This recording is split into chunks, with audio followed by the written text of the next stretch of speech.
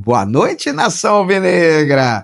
Vamos para o segundo bloco com o nosso querido presidente Montenegro. Prazer, Ricardinho. Estou na área. Com certeza, Montenegro na área. Hoje nós vamos comentar muito sobre 2024, um ano também inesquecível. Grande parte desse sucesso a gente tem que dar os créditos ao presidente Durcésio e ao presidente Montenegro. Por quê? Porque o Botafogo estava numa situação dificílima financeiramente, o clube estava todo endividado e através dos contatos do presidente Montenegro e do Durcésio, a gente conseguiu transformar o Botafogo numa SAF e numa SAF vitoriosa. O mais importante, porque de todas as SAFs aqui que tiveram até hoje, a única que a gente pode dizer com toda a segurança que foi e é vitoriosa é a SAF do Botafogo. E devemos isso muito ao presidente Montenegro. Eu gostaria de saber como é que vocês dois conseguiram costurar a SAF.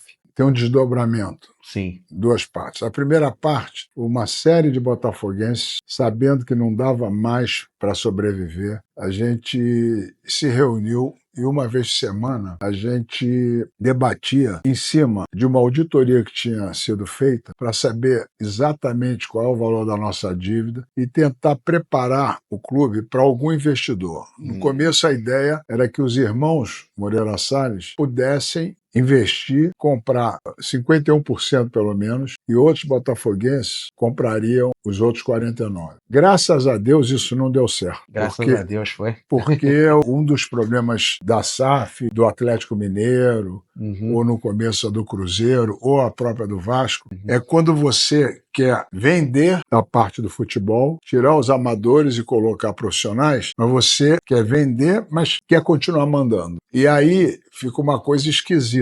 Então, o que foi importante, esse grupo de 16 pessoas, tinham ex-presidentes, o Mufarrege, o Carlos Eduardo, o Mauro, outras pessoas importantíssimas, o Renha, o Cláudio Gude, Ricardo Rotenberg. Também, muito importante, tinha financeiros, a gente convidava advogados, o Laércio, um botafoguense histórico, muito bacana, carioca, mas já mora há algum tempo em São Paulo, teve um papel fundamental em levantamento desses dados. Ele era de um grupo mais Botafogo, mas fez um trabalho de primeira. E isso tudo facilitou. Nesse momento, o Durcésio ainda estava pensando se ia ser candidato ou não, mas acompanhou na reta final. Esse trabalho ficou pronto e nós entregamos ao Durcésio. A partir daí, o Durcésio, que já tinha contratado um CEO, tinham pessoas importantes que participaram disso, como o caso do João Pedro Figueira, principalmente o André Chame. O André Chame cedeu o escritório dele, Sala 3, famosa Sala 3, para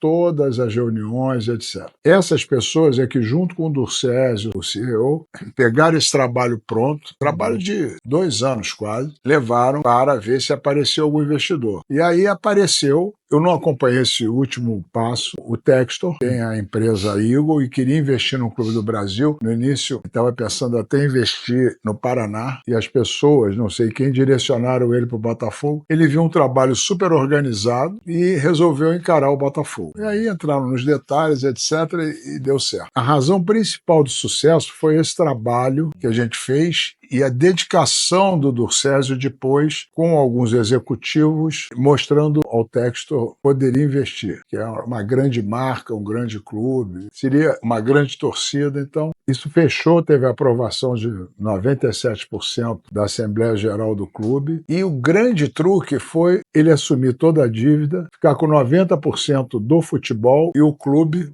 Botafogo, Futebol Regata, ficar com 10%. Porque aí não dá dúvidas de quem manda é ele. Isso. Não pode ter palpite de amador, etc. Ele vai acertar, ele vai errar, se for o caso.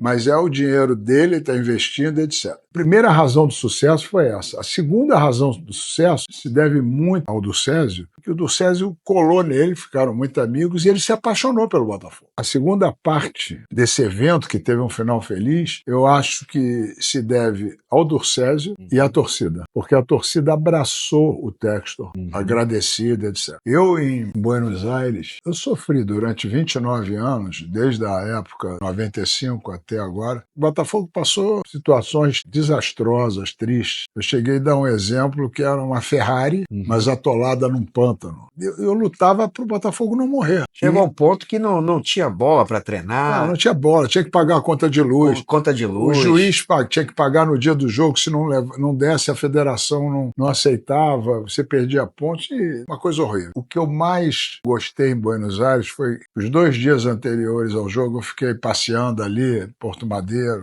comemorando. Consegui levar minha mulher, meus filhos, meus netos todos. Todo mundo me parou usando uma frase. Montenegro, obrigado por não ter deixado o Botafogo morrer. Isso aí, de uma gratidão, é um reconhecimento que foi a maior homenagem as 2 maiores homenagens. Essa e até hoje a torcida me chamar de presidente eterno. Para mim você é. Obrigado.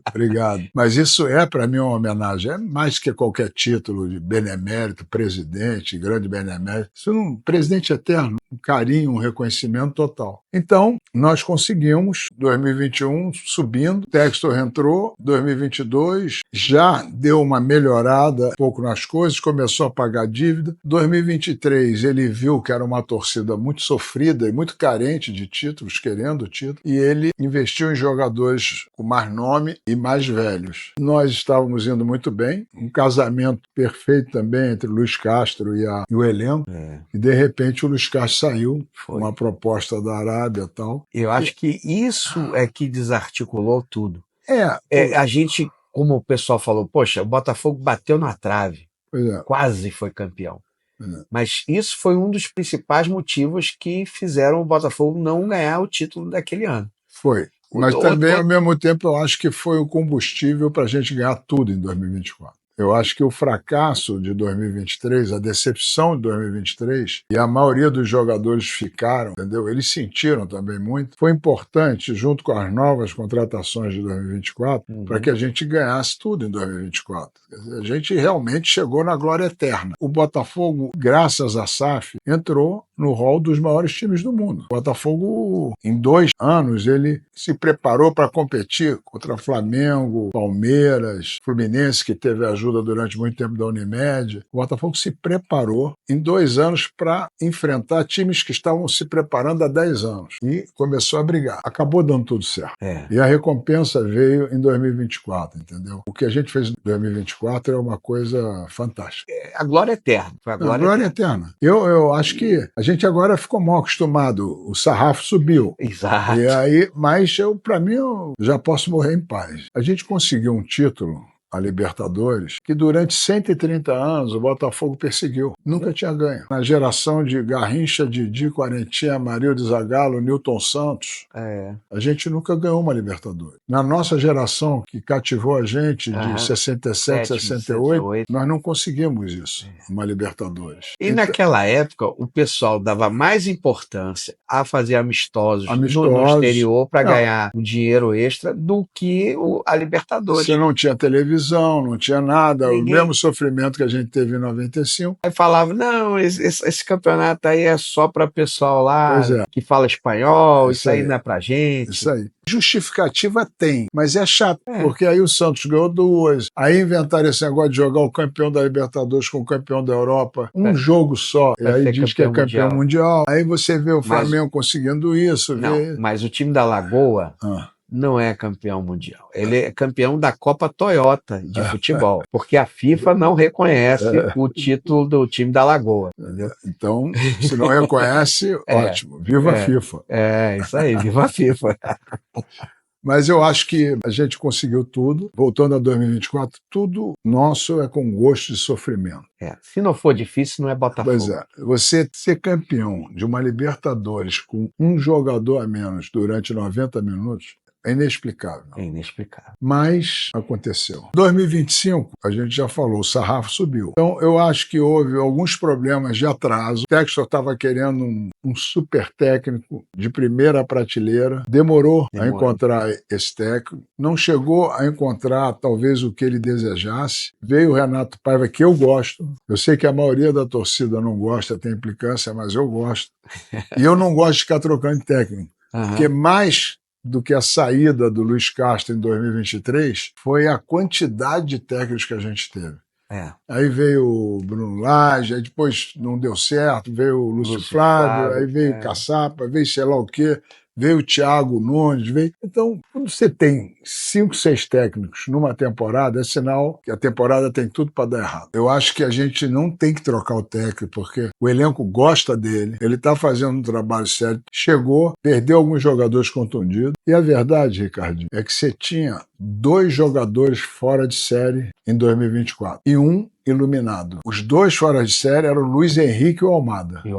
E o iluminado, o Júnior Santos. Ah, sim, perfeito, eram os 3. Que fez um ano, não era um craque nem fora de série, mas fez um ano espetacular. E decidiu os jogos e merecidamente fez o último gol nosso da Libertadores. Não só isso. Ele foi o artilheiro da Libertadores. Da Libertadores. Então, quando você perde esses 3 jogadores e entra no lugar, com todo respeito, Elias Manuel, Juan Cruz e Mastriani, você saiu do vinho para a água. É verdade. Entendeu? Mas, poxa, cara, saiu. Reconhece que saiu. E aí você fica começando a comparar o técnico que tinha o Luiz Henrique, o Almada e o Júnior Santos com o técnico que o Textor deu Elias Manuel, Juan Cruz e Mastriani. É uma comparação meio injusta. Concordo. Porque, independente do conhecimento do técnico, etc., o que ganha é elenco. O Arthur Jorge, até vir para o Botafogo, nunca tinha ganho nada. Nem o Renato Paiva. Tem que ter elenco. Então, o ano de 2025 começou meio complicado, mas só a glória de a gente estar disputando um campeonato mundial em 2025 e em 2021 a gente estava na Série B. É um salto enorme. 3 anos depois, quer dizer, ninguém imaginava isso. Independente de ganhar ou perder, de Paris Saint-Germain, Atlético de Madrid, ou Seattle e tal, só de a gente estar entre os 32 maiores clubes disputando uma Copa Mundial de Clubes, eu acho que o botafoguense tem que ter muito orgulho. E se não der para ganhar coisas esse ano, eu acho que a gente vai disputar tudo. Mas se não der, 2026 a gente ganha. Com certeza. E historicamente, agora, nós fizemos o primeiro gol brasileiro numa Copa do Mundo. Dos clubes. Dos clubes. Interclubes. Gol então, do Jair de cabeça. Gol do Jair de cabeça. Jair, esse é um nome importante para o Botafogo. Mas eu estou muito feliz. Estou pisando nas nuvens, eu, meus filhos, meus netos e... Aliás, falando em Jair, breve vai ter a inauguração do tapetinho lá em General Severiano e eu vou estar lá para dar um abraço no Jair, porque estão querendo homenagear ele mais uma vez, merecidamente. Presidente, muito grato pela entrevista, foi sensacional. Não só eu, mas toda a torcida alvinegra é eternamente grata por tudo que você fez pelo Glorioso. E você será, para nós, o nosso eterno presidente. Obrigado, Ricardinho, na área. Prazer participar do seu programa. Você também é um botafoguense de tradição com a sua família, várias gerações. E nós vamos comemorar muita coisa junto. Se Deus quiser. Um forte abraço. Obrigado.